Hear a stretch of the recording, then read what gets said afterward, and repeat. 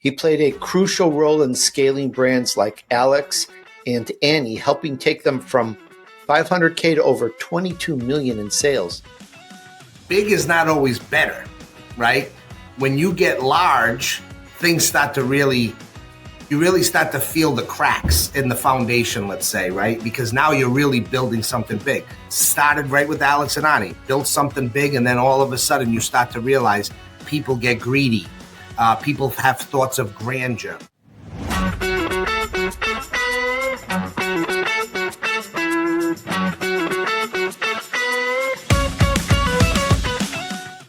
Welcome, entrepreneur movers and shakers. This is the TonyDUrsoShow Show. You're at the right place. I thank you so much for joining in with us. Now, guys, let's be real. Entrepreneurship is tough. It's unpredictable. It's risky. And at times, it feels like you're constantly pushing uphill with no guarantee of success. You know what I mean? You face setbacks, you face financial pressure, and moments where you wonder if it's all worth it. But here's the thing. Those who succeed don't just have great ideas. They have resilience, they have strategy, and they have the ability to turn obstacles into opportunities. And that's exactly why you need to stick around for this conversation. Today, I'm speaking with someone who's been in the trenches, who's faced those challenges head on, and who has had multiple successful businesses from the ground up.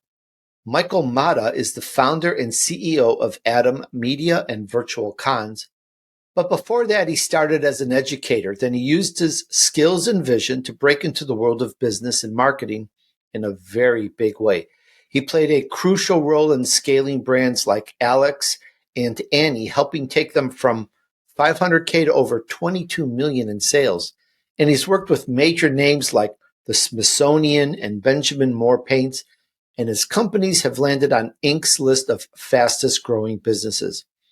Now, Michael knows what it takes to build, scale, and sustain success, and he's here to share that knowledge with you. So if you've ever struggled with growing your business or finding the right opportunities or just staying motivated when things get tough, this interview is for you. Let's get into it. Let's bring him on. Hi, Michael. Welcome to the TonyDUrso Show. Hi, Tony. How are you? Hey, I am so excited to have you on. Thank you so much. I'm great. And I want to learn because I want to scale and grow really big, my show, my business. And I'm just going to pull everything I can out of you to help learn the secrets to massive growth. And perhaps here I gave a little tiny bit in your backstory. Maybe you could fill it out a little bit more. How did it all start for you? Sure. Well, thank you very much. And congratulations on the success of your show and having me on it. I think this is an important piece, is getting the word out there on entrepreneurship and what it entails and, the goods and the bads. And, there are a lot of goods and there are a lot of bads. So it's important to understand it. So thank you for the summary. I'll start a little bit before. I was born in Rhode Island, been in Rhode Island ever since. I'm 44 years old. Quickly decided I would go to school to become a school teacher. Didn't really know what I wanted to do. I was a hockey player and I got my hockey jersey on. And that's really was my high school life. I really just focused on ice hockey and playing, and we won the state championships. And, it was a really cool time. My parents were both born in Portugal. They came here legally as immigrants and lived the American dream. And one of the things I really learned from them is that hard work is very important. When we were kids, they would go to work at 4:00 in the morning, drop us off to a babysitter. They would work all day long and then come home. We'd have dinner and then off to the next day. So I constantly saw them working really hard, which was a great lesson. And I still obviously now work 24/7. So I clearly blame them. When high school ended, I didn't really know what to do at that time. One of the things someone had mentioned is, why don't you go into teaching? School wasn't really my thing at the time. I actually went to a community college called CCRI and failed my first semester because it was like high school part B. All my friends were there, and it was not really for me. And I really had to think, what was I going to do? I never took SATs. I really wasn't planning on going to college, and here I am wanting to go and become an educator. So right from there, I started really realizing that at the end of the day, I'm building my own brand, me. And I went and met with the college and told them I wanted to do it, but I didn't want to go to a community college. I wanted to go to a college and get my bachelor's degree. And they told me the only way I could do it is if I obtained, a really high GPA, and I would be in a trial basis. And I did it. And I graduated 4 years later in elementary education, and then immediately decided to pay myself to get my degree, a master's degree in administration. My goal in life was to be a school teacher, teaching 3rd, 4th, 5th grade elementary, then become a principal, then a superintendent, and then a professor. And as life clearly does, it throws a lot of curveballs at you. I was teaching for about 5 years when my marketing juices really started to fly. And Patrick Kennedy was the U.S. congressman here in Rhode Island. And a good friend of mine had built such a great brand. And it was people really knew him and his family. They had a breast cancer foundation. And when he stepped down from Congress, I called my friend Anthony and said, Anthony, I think it's your time to run for U.S. Congress, but let's not do it regular. Let's not do it like everybody else. Let's record it and film it, do the behind the scenes. He had owned a marketing company at the time. I had done some marketing stuff. And that's what we did. It was called The Road to Congress. He asked me if he was going to do it. He wanted me to step down from teaching, which was the first cliff that I had to jump off of. No real strategy other than, if you really want me to do it, you need to do it with me. So I had my 2 degrees in education, and I left a job. I had a little child at the time, and I took it. And we came in second. We did unbelievably well. I learned so much about politics and marketing, and it was unbelievable. But at that time, he said to me, we were doing 16, 17-hour days together. And he's like, I really want you to run my marketing company. And that was the first time I did. I was the vice president of his marketing company, but I had to do it with no pay. So here I had a teaching job with, a future, retirement, et cetera, et cetera. And he said, we can't do a pay, but what we'll do is we'll do it commission based. And, I had to believe in myself and realize that, I'm going to pave my own road. Fast forward the tape from there. I actually, during that time as well, through school, I ran my own wedding videography company. A friend of mine, I was actually the youngest general manager of Jiffy Lube, and a friend of mine had come in and I was asking him, what do you do? And he said, I do wedding videography. You should come by the office. So I did. I went by the office and learned, and I sat there, and unlike kids these days, I learned for free. I didn't charge him. He wasn't going to pay me to teach me a trade, and I learned it. I learned videography. I learned how to edit. And then eventually I ended up opening my own company, and I was doing about 50 or 60 weddings a year on top of going to school and education. So again, I was already running my first business. During the time I was at this company called Media Appeal, which was the marketing agency, I met a company called Alex and Ani. Alex and Ani at that time had just kind of hit the ground running. They were doing a lot of advertising. No one even knew what they were. They really just peppered Alex and Ani. They were about a $1 million company. I introduced myself. I told them that I would love for them to come to our media studio. The CEO at the time, Giovanni Feroci, said years later, when we actually brought the company to $1 billion, the company that I helped bring to 22 million was a marketing company inside of Alex and Ani. We brought Alex and Ani and the marketing company to Inc. 500 status. But he said one of the biggest things he did in the growth of that company was hire us as a marketing company.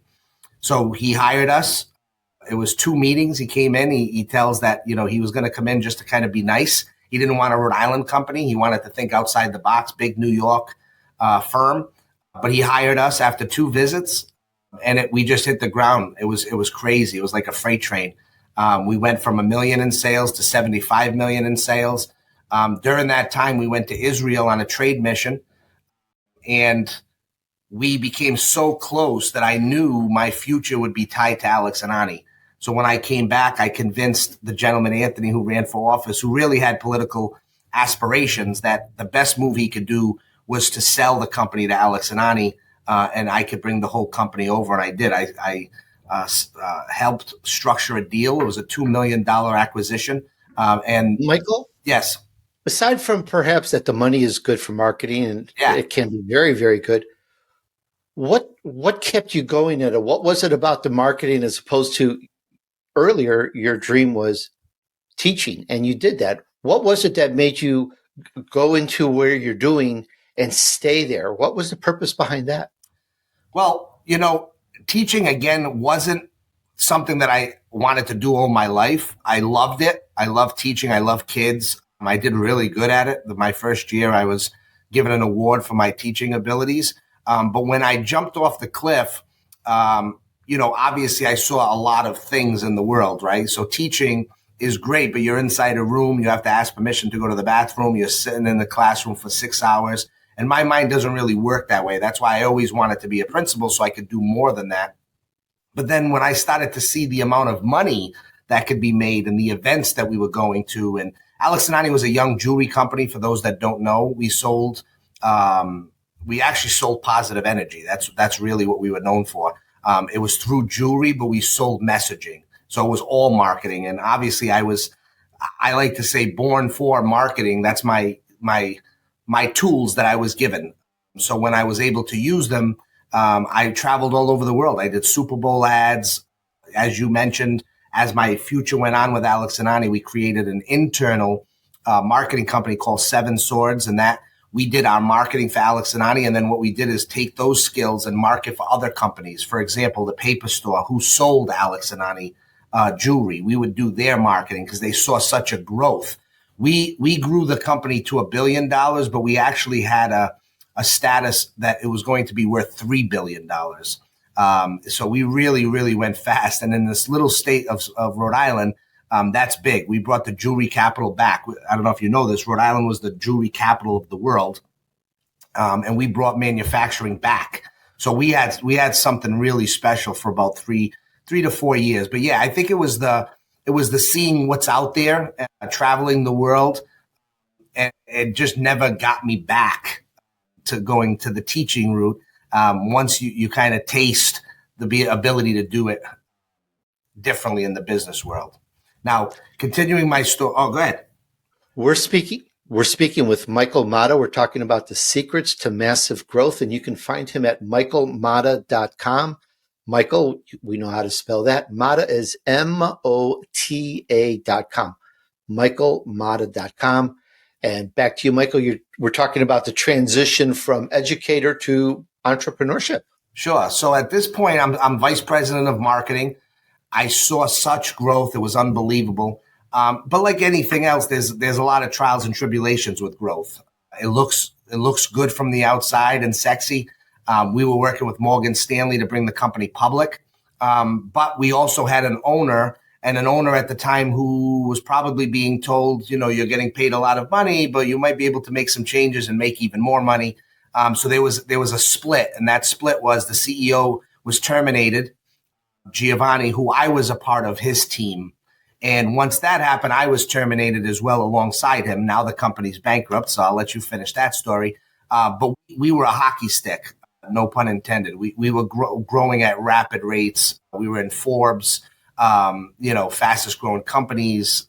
It was just insane. So after that company, we obviously had tons of experience. Everybody really wanted us to do what we call secret in a bottle, right? If they could do it for Alex and Ani, we wanted to do it for us. If it was that easy, we would be unbelievably rich and have a line down the street for people to actually do it. But there's a lot of things that go into success. It's not just us. It's the right timing. It's luck sometimes. Alongside timing and hard work and ingenuity. At that time, we were creating a lot of the marketing things that didn't exist. Now, a lot of people look at digital ads, etc., pay-per-clicks.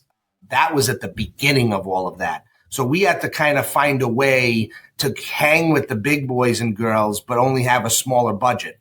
So instead of doing a Super Bowl ad that goes nationwide, that costs $3 to $4 million, we did local Super Bowl ads. And what we did is we called it Prep the Battlefield. So the CEO was in the military. We used a lot of military terms. I still use them today. Prepping the battlefield is just getting things ready. And what we did is We created it in one state, and once we perfected it, we then brought it to another state and then another state. So it was always fresh. And when we did Super Bowl ads, we may decide to just do Rhode Island, let's say Connecticut and Massachusetts.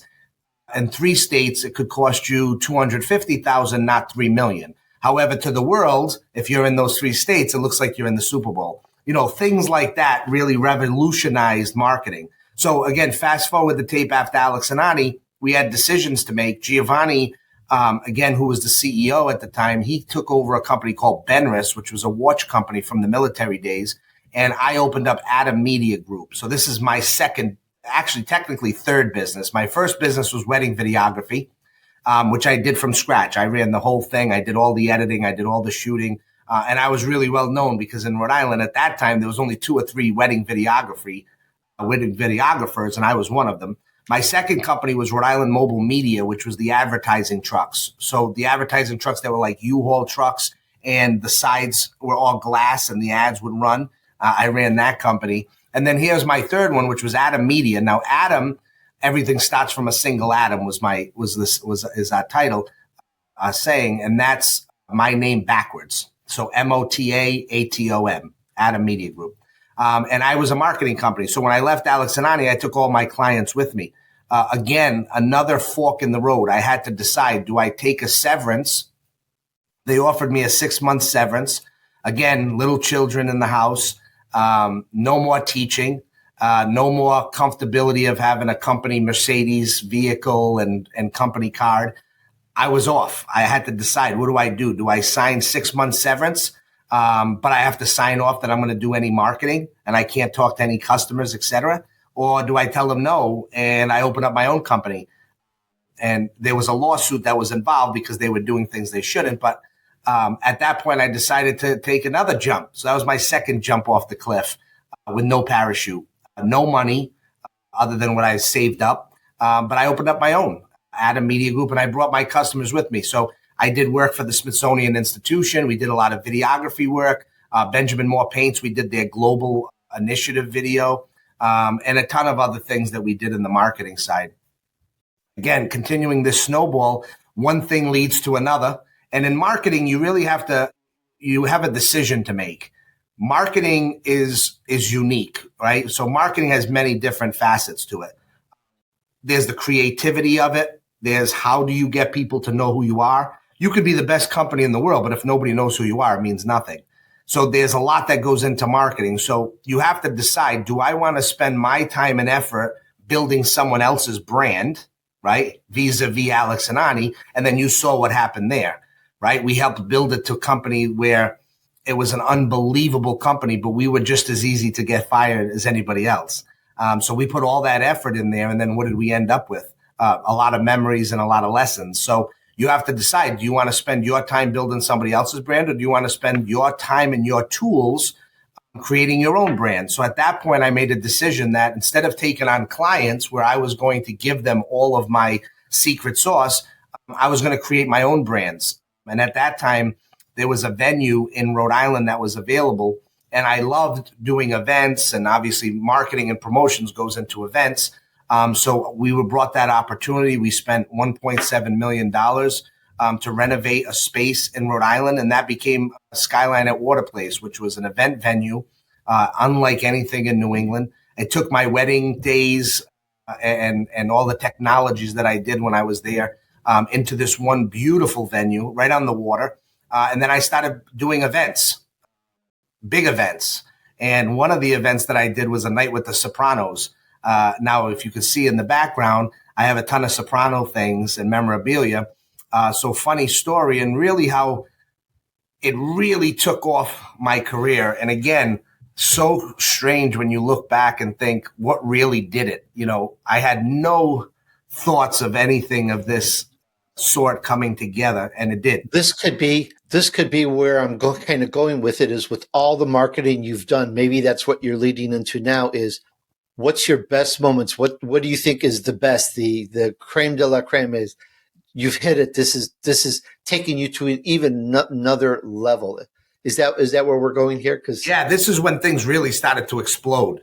And again, I think this is great for your listeners, because big is not always better, right? When you get large, things start to you really start to feel the cracks in the foundation, let's say, right? Because now you're really building something big. Started right with Alex and Ani, built something big, and then all of a sudden you start to realize people get greedy. People have thoughts of grandeur.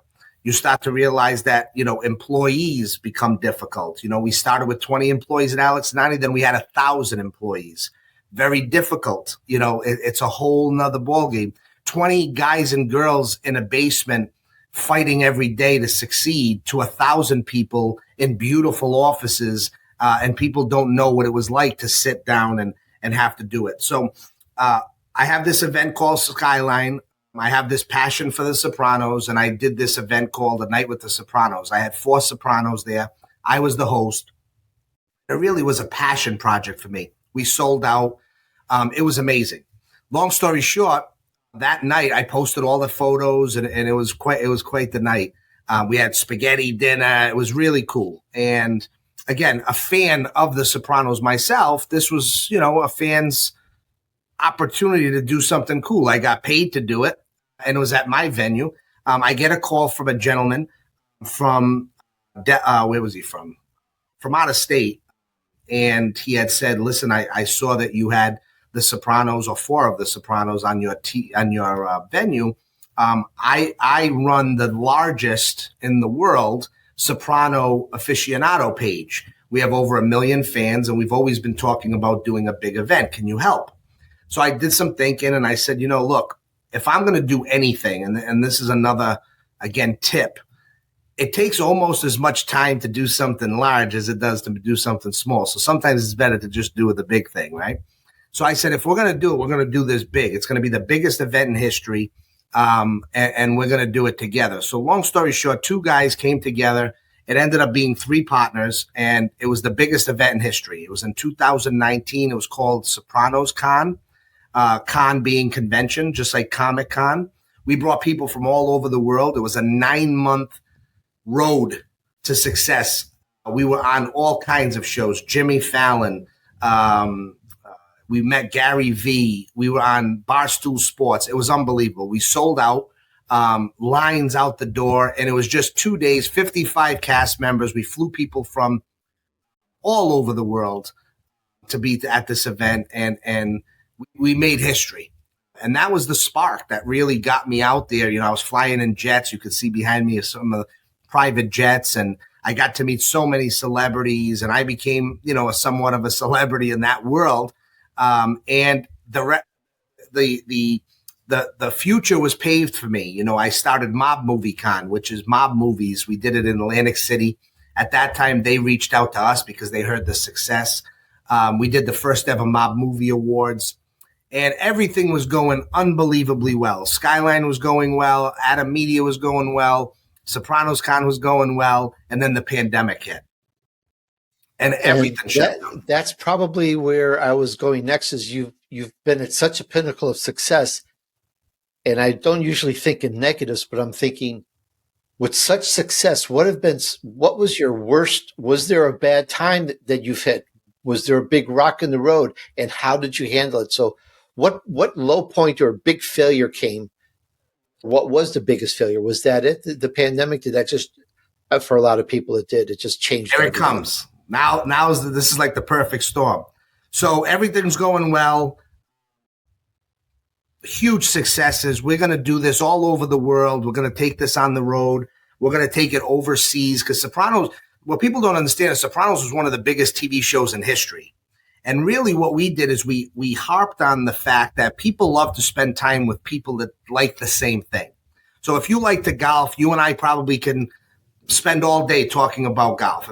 If someone likes the Sopranos, they want to be with Sopranos, right? So we did dress up, we did a feast, and everything was set up in a way where when you went there, it felt like you were in the show. So the Bada Bing, which was the bar, the strip club bar that was there, that we redid that. The office, where Dr. Melfi's office, we redid that. So people felt like they were there. These are massive events. All of a sudden, the world closes. So day 1 of the pandemic, I was just about to open the first ever, what was I going to say? The water fountains in Las Vegas. Name is escaping me for a second.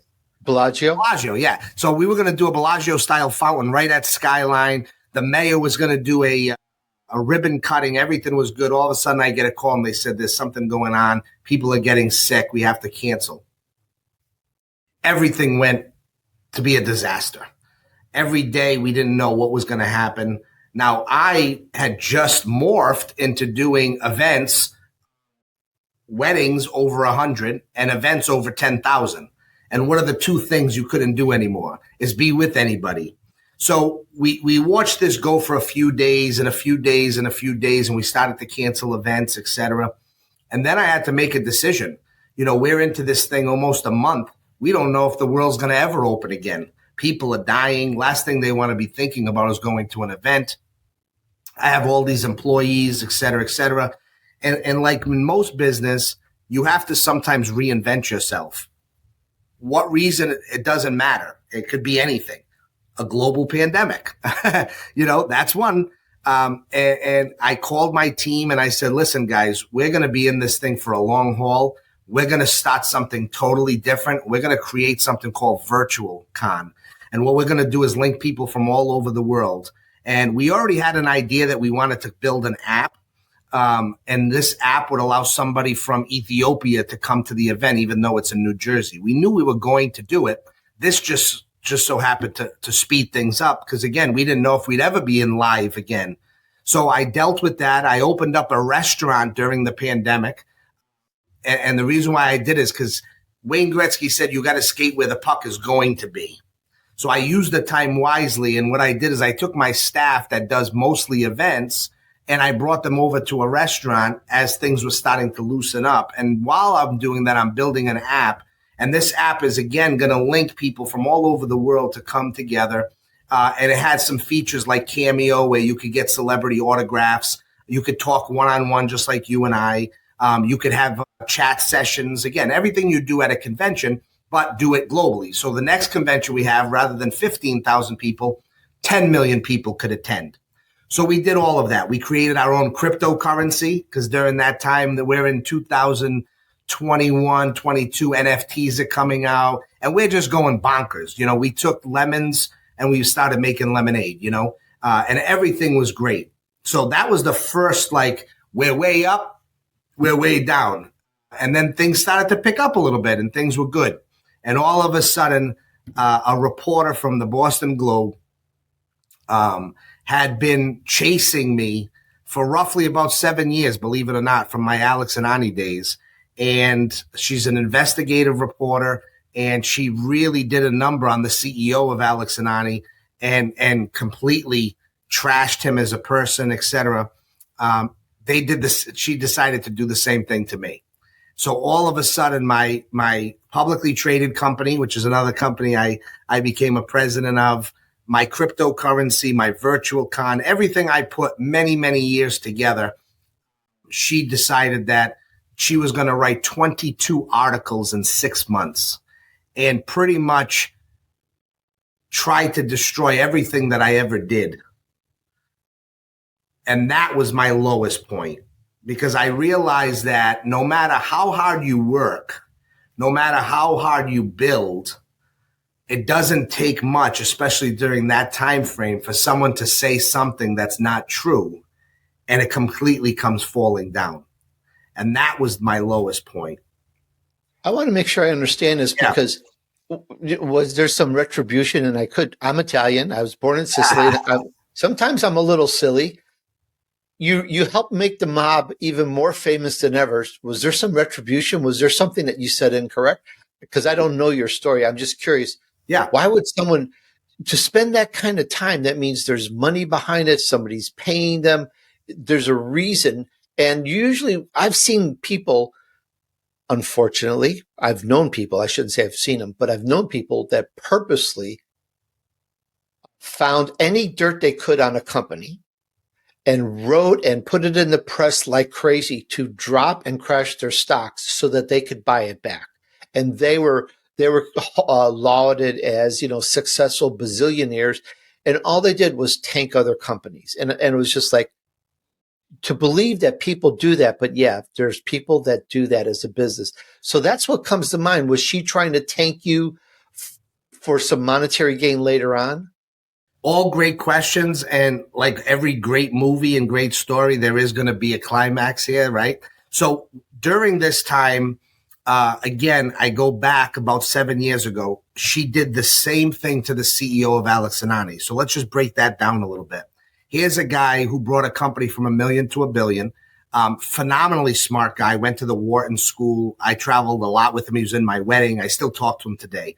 He was the secret sauce. However, we live in a state that's very unique, and that is that it's very small. And there's a positive and a negative. The positive is you know everybody. The negative is that you know everybody. And what happens is people like to, unfortunately, you don't have to listen to me. It's been in history. People like to pull people down.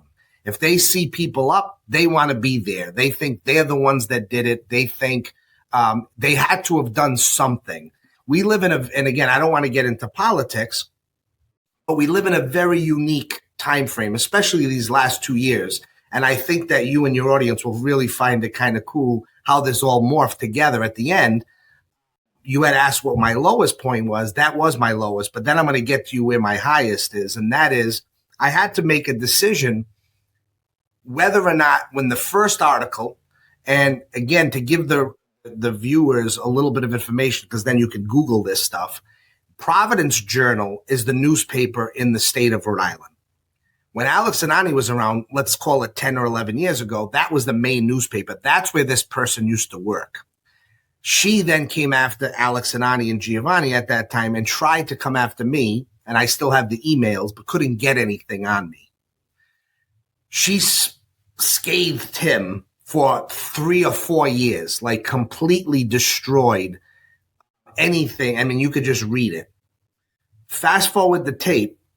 There are people, as you said, that do this for a living. They look to see what they could get on someone. Catchy headline, wow, this company did so well, but it had to be for another reason, whatever. It's to sell newspapers, right? Now they can't sell any newspapers, right? Of course, you could buy it for $1. This is the new world we live in, is things that we're doing right now, which is a great outlet to tell the truth.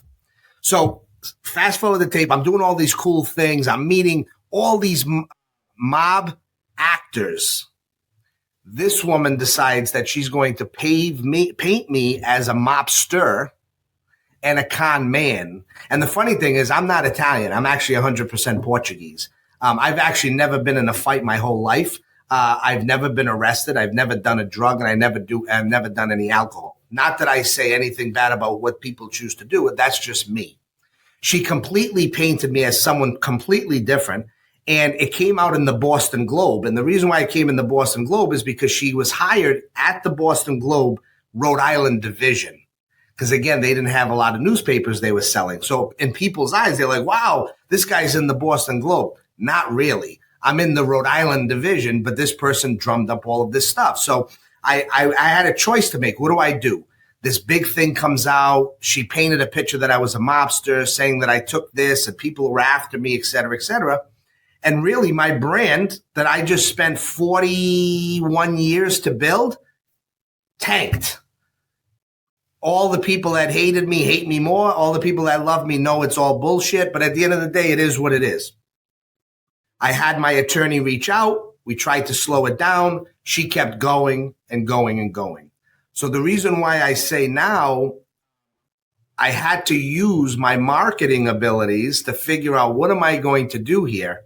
And what I did was I said, okay, I have all of these companies. Now they're really suffering. I'll give you a couple examples. I had just bought a hospital in the state of Rhode Island to build affordable housing, 350 affordable housing units. We were about to build everything. We had a shelter. We had 100 people, families that were staying in the shelter. I was meeting with the governor's office, et cetera, et cetera, et cetera. Everything was going unbelievable. It was $100 million or so project. We had just finished a $600,000 piece. And of course, I was using all my marketing abilities to get all this going. The day after the story came out, the people that were moving in, that had the beds moved in, the shelters, et cetera, pulled the plug, and the state said they would not work with Michael Mota. That was one. That's $100 million for something that was just in a newspaper. I promise you today, as I'll tell you what's happening, it will all come to light. But like you said, people only see and hear what they want to see and hear. And if someone in the Boston Globe says, oh, it must be true, people say it's true, right? If the sky's blue and I say it enough times, they're going to say the sky's blue. My beautiful venue that I spent $1.7 million on, that I had done 7 years of unbelievable success, got through a pandemic, came crashing down. They tried to evict me. They said I didn't pay my rent, which was wrong. I ended up winning because, again, as long as you have the strength to outlast them, you'll always beat them. But it takes a lot of energy. So, again, I had to make a decision. I'm sorry. Am I going too long? Or are we good? We're good. We're good. This is amazing because what I'm listening for, and I always do, is we're talking about the secrets to massive growth, and I'm thinking the perseverance, the sloughing it off, the keep at it. I'm listening for any of these types of gems and takeaways, as I'm sure the audience is. This is amazing. Great. I'm at the edge of my chair. Please carry on. It's exciting. Too bad I had to live it. But so here I am. I'm getting evicted out of my restaurant and event venue. I just got forced out of this hospital that I was doing 350 houses, which, by the way, in the state of Rhode Island, the biggest thing we have is a housing crisis. But again, people will believe anything. Rhode Island's known for politics. Politics is a sport here. So I was on the plus side of everything until they started writing bad stories about me. At this time, I had to say to myself, okay, now what am I going to do? Clearly, she's not going to let go of this nonsense. I have to stand up for myself, because if not, people are Googling Michael Mota. They're only seeing one side of the story. There's always three sides to a story, right? My side, your side, and the truth. And at the end of the day, if nobody sees at least your side, how can they figure out what the truth is? So I had to decide, what am I going to do? And I said, everything I've done in my life has been big. Sopranos Con, big. Alex and Ani, big. I wanted to be a teacher. I became a principal. It's just big. I got married at Gillette Stadium to a New England Patriots cheerleader, beautiful girl. Big. I love big things. So I said, I'm going to find the biggest attorney name and brand that I can to fight back. I'm not going to just fight back for me. I'm going to fight back for my family. My son, who's 15, reading these articles in the newspaper that are completely false. And I'm going to do something big. So I was introduced to a big PR company in Florida. And when I was telling them the story, they said, you know who you really need for an attorney? And it's funny because I actually called Johnny Depp's attorney at the time. They had just done that case. And I was like, okay, she's got a lot of name recognition, et cetera, et cetera. But this person says, you got to talk to this person. His name is Peter Tickton. He's Donald Trump's attorney, and he's Donald Trump's high school classmate. And he wrote a book called What Makes Trump Tick, T-I-C-K. So I said, yeah, this is unbelievable. At that point, again, not to talk politics, but I was a Trump fan. Forget about the politics side. I think anybody can agree that Trump was seriously attacked in the media. And no time in history has anyone been attacked. Now, right, wrong, or indifferent, we don't have to talk about that. But he was attacked. There's no question about it. And he got attacked every day. So I said, who better than to bring Donald Trump's attorney as my attorney and sue the Boston Globe and show that there's obviously issues with lies in what they call now legacy media. And that's what I did. I hired the attorney. We're suing the Boston Globe for $100 million. I already won my eviction at Skyline. There was no eviction. They bought us out of our lease. I'm going to be suing everybody that came after me in a way that they shouldn't have. And I'm doing it really because I work too hard for my brand. And one thing that people have to understand is they will define you if you don't define yourself. And they are anyone, newspapers, customers, ex-employees. If you're Elon Musk said something the other day, and that is, if you're not causing noise or making people upset at certain things you're doing, you're really not doing anything. You have to be able to shake the tree for the leaves to fall. If you're just going to do the status quo, you're never going to get to that level. How does Alex and Ani, a small company, making $1 million go to $1 billion. You obviously have to be doing something right. You have to be willing to risk it all. And as I told you in my life story, I jumped off the cliff without a parachute many a times. And I continue to do so. You know, there's something between an entrepreneur and a wantrepreneur. A wantrepreneur is somebody who wants to be an entrepreneur, but will never be an entrepreneur. There's a very small group of folks that are willing to risk everything. Risk your career savings, risk your home, risk everything because you believe that what you have to do in this world outgrows anything else. Like Elon Musk, I use him as an example only because he's, current. He was willing. I mean, how many times did he get to near bankruptcy if he just needed one more rocket, or if he just needed one more car to build off that assembly line? You really have to be able to risk it all. And the others, they put their foot in the water, they tap their toe. They want to be an entrepreneur, but it's difficult. It's difficult because on a Friday, there's a difference between having your paycheck ready for you and you being the last one on the totem pole because everybody's got to get paid before you, and you got to make sure that everybody else gets paid. You have families that are counting on you, and it's just a different mindset. I used to have a lot of here. It's a different mindset. So that's where I live now. I'm still doing my real estate projects. I have virtual. So because VirtualCon got attacked so hard, I had to reinvent it again. So it was Michael, do you think you were just too successful and someone didn't want to see you that successful without their hand in the pocket? Is that what this was all about? It could be that, they're just, listen, if folks here are going to be entrepreneurs, they have to understand you will have disgruntled employees. I guarantee it. Everything I have, I will give you if you end up running a business and no one's ever disgruntled. So is it possible that a disgruntled employee or group of employees decided to come after me in a way that they tried to bury me? It's possible. Could it be a payoff? Could someone have wanted Memorial Hospital because it was $100 million and this little guy here in Rhode Island shouldn't have had it? For sure. Could it be someone, ruffled her feathers and said something? Anything could be.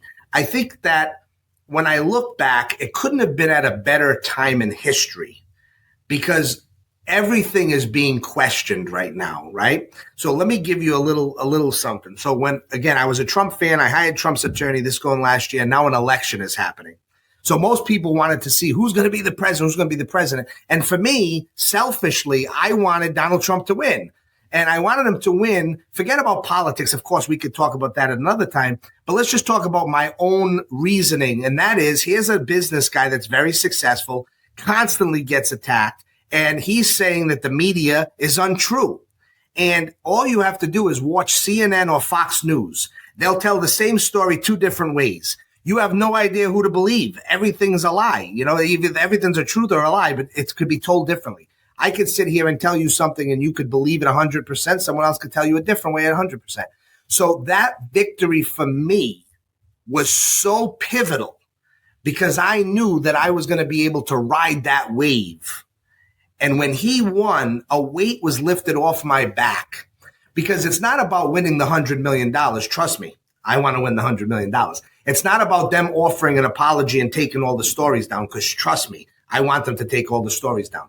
We found 88 lies. 88 out of 22 articles are full lies. So I cannot wait to get in front of the jury. But I wanted it to be at a time where if the other president came in, people wouldn't be as like, oh, maybe the media does tell the truth. So, man, and I don't know who, this isn't about religion, but, I believe in God and I believe things happen for a reason. And I think that the road couldn't have been paved any better for me to tell my story.